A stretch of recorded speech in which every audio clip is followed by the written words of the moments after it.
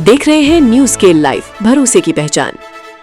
और कार्यक्रम प्रसंगवश में वरिष्ठ पत्रकार रमेश शर्मा करेंगे देश की राजनीति पर बड़ा विश्लेषण। सबसे पहले बात पश्चिम बंगाल की, जहां सियासत अब भी गरमाई हुई है। अधिकारी बनाम सत्ता की चर्चा थमने का नाम नहीं ले रही। उधर तमिलनाडु में आखिरकार विजय को मिल गई विजय। सरकार गठन के लिए पहुंचे विजय ने 118 नहीं बल्कि 121 विधायकों का समर्थन जुटाकर बड़ा राजनीतिक संदेश दे दिया। बताया जा रहा है कि प्रधानमंत्री ने भी समर्थन के लिए आभार जताया और अब दक्षिण की राजनीति में नए समीकरण बनते दिखाई दे रहे हैं। अब नजर उत्तर प्रदेश पर। लंबे इंतजार के बाद कल योगी मंत्रिमंडल में बड़ा फेरबदल और विस्तार संभव माना जा रहा है। कई नए चेहरे और बड़े बदलाव चर्चा में हैं। मध्य प्रदेश में भी राजनीतिक इंतजार जल्द खत्म हो सकता है। हालांकि राजस्थान फिलहाल चर्चा से बाहर दिखाई दे रहा है। देश की बदलती राजनीति और सत्ता के नए समीकरणों पर आज होगा सीधा, सटीक और बेबाक विश्लेषण। बने रहिए न्यूज स्केल लाइव के साथ।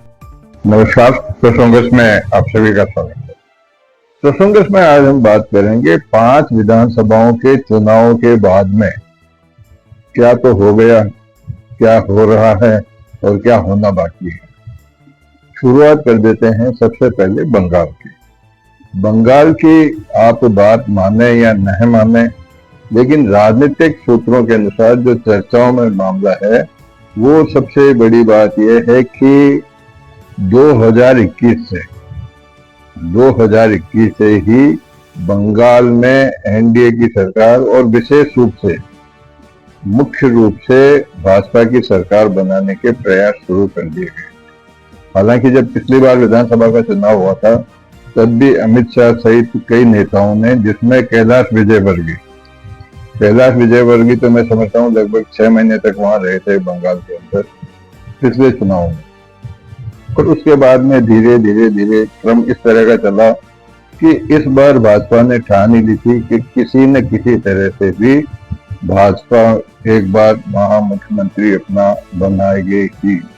और आखिर में 9 मई 2026 राजनीति के इतिहास में, बंगाल की राजनीति के इतिहास में वो दिन लिखा गया जिस दिन भाजपा का वहां पर्चा फहरा गया, पर्चा वहां कायम हो गया, या भाजपा के मुख्यमंत्री के रूप में, प्रथम मुख्यमंत्री के रूप में शुभेंदु अधिकारी ने वहां शपथ ले ली। ये बात अलग है कि जो चर्चाएं थी, पहले तो चर्चा थी 5 नामों की, लेकिन सबसे जो मुख्य रूप से प्रबल माना जा रहा था शुभेंदु अधिकारी की। फिर चर्चाएं थी कि 2 मुख्यमंत्री भी हो सकते हैं, उप मुख्यमंत्री भी हो सकते हैं, जिसमें एक महिला भी हो सकती है, महिला उप मुख्यमंत्री का उसमें नाम भी चर्चाओं में था, लेकिन ऐसा कुछ नहीं हुआ। और पहली बार जब शपथ ग्रहण समारोह हुआ आज, तो मुख्यमंत्री सहित कुल 5 लोगों ने शपथ ली, जिसमें 4 मंत्री हैं। तो कहने की बात है कि जब स्पष्ट बहुमत था, सारी बात थी, तो फिर अब सोचने समझने की तो कोई बात ही नहीं थी। मुख्यमंत्री के साथ में मात्र 4 मंत्रियों को शपथ दिलाई गई। इसके पीछे क्या कुछ रहा ये नहीं कहा जा सकता, लेकिन सबसे बड़ी बात है कि मैंने पहले भी दबाव डाल के कहा था कि संभवतः केंद्रीय पर्यवेक्षक के रूप में अमित शाह पहली बार बंगाल में पर्यवेक्षक बने। ठीक है, जो भी हो, लेकिन बन गई सरकार। अब आने वाले समय में जिस प्रकार से वहाँ के मतदाताओं की बात आ रही है, जहाँ से पार्टी की बात आ रही है, दूसरी पार्टियों के धराशायी होने की बात आ रही है, वो लेकर के आगे जाकर क्या भूमिका रहेगी, ये देखने वाली बात होगी। इसी के साथ साथ में देखिए कि तमिलनाडु में 4 मई को जब परिणाम आए थे, तमिलनाडु जब अन्य विधानसभाओं के परिणाम आए थे, तब तमिलनाडु का भी परिणाम आ गया था।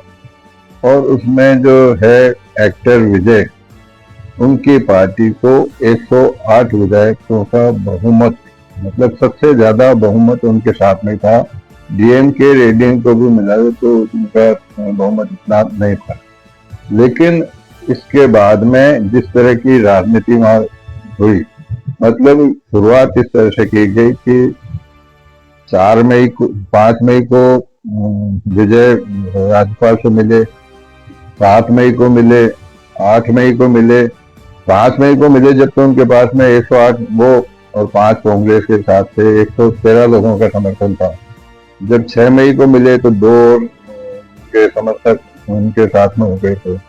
116 के होने के बावजूद भी गवर्नर साहब ने फरमाया कि नहीं, 118 विधायकों की लिस्ट लेकर के आओ, जिसकी नजीर भी दी गई थी केंद्र सरकार में किस प्रकार से जो है प्रधानमंत्रियों को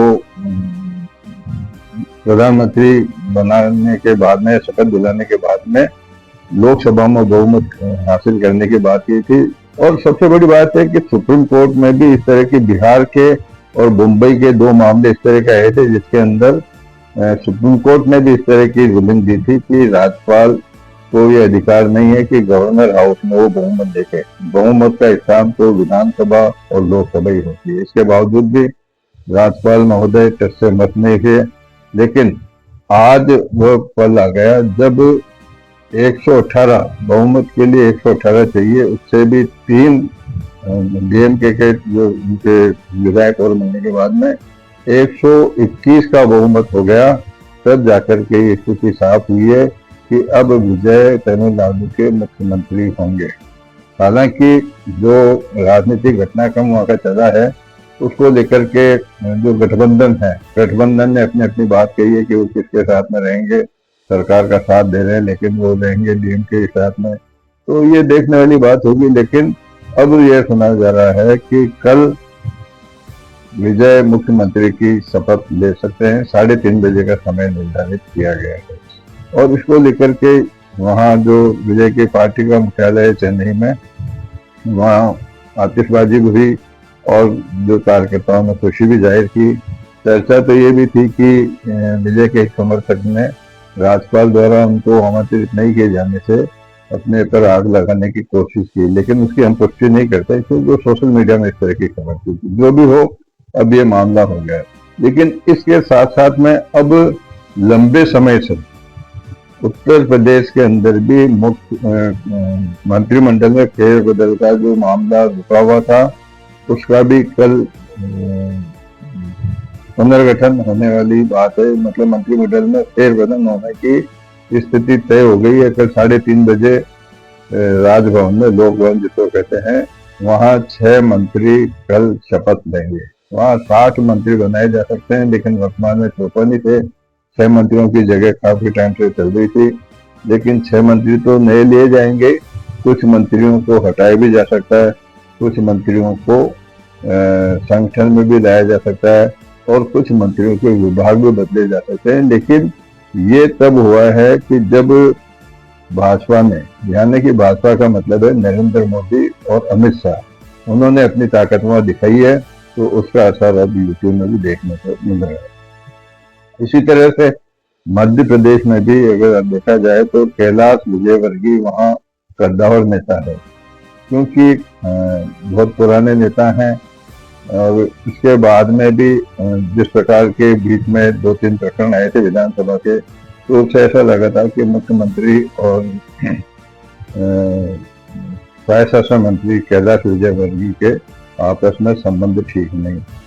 ऐसी स्थिति में अब कल तो शायद नहीं कह सकते, लेकिन 1 या 2 दिन के अंदर मुख्यमंत्री डॉक्टर मोहन यादव दिल्ली जा सकते हैं और वहाँ मध्य प्रदेश में मंत्रिमंडल के फेरबदल की संभावना पर विचार कर सकते हैं।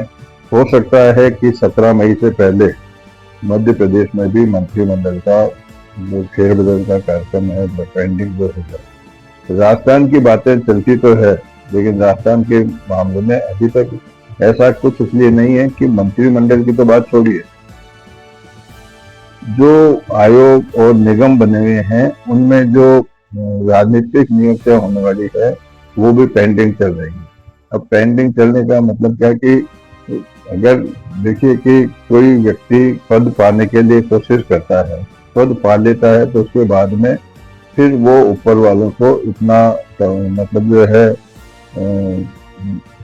महसूस नहीं करता है। लेकिन अब क्योंकि अभी ये समय आ गया है, क्योंकि चुनाव तो पंजाब में चुनाव होने हैं जिसमें अभी 1 साल का समय बाकी है, लेकिन इस 1 साल के अंदर भाजपा ये चाहेगी कि पंजाब में भी अपनी सरकार एक बार से बनाए। इसको लेकर के मंत्रिमंडल के फेरबदल को पहले ये सोचा जाएगा कि क्या फेरबदल किया जाना चाहिए फेरबदल के लिए किस तरह की व्यवस्था की जानी चाहिए संगठन में। किन संगठन में भी नितिन नवीन जब राष्ट्रीय अध्यक्ष बन गए हैं तो राष्ट्रीय कार्यकारिणी भी घोषित होना बाकी है। मतलब एक गढ़ जीतने के बाद में अब जो अन्य पेंडिंग मामले चल रहे हैं पार्टियों के, वो अब जो है प्रतिवादित होने की संभावना बढ़ रही है। देखने वाली बात होगी कि क्या कुछ होता है।